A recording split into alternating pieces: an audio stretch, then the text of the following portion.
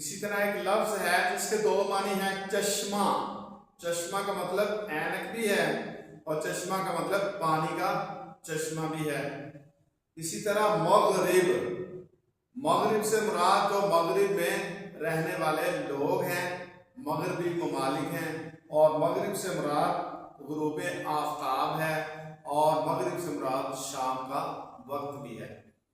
اسی طرح جھوٹا، جھوٹا جھوٹ بولنے والے کو کہتے ہیں، آسان سی بات ہے، لیکن دوسرا معنی اس کا کیا ہے؟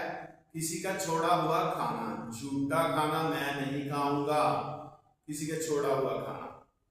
اسی طرح لفظ ہے روزگار، روزگار کا مطلب تو ہے کاروبار، لیکن روزگار کا ایک مطلب اور ہے زمانہ، گردش روزگار نے اسے بیمار کر دیا زمانے نے۔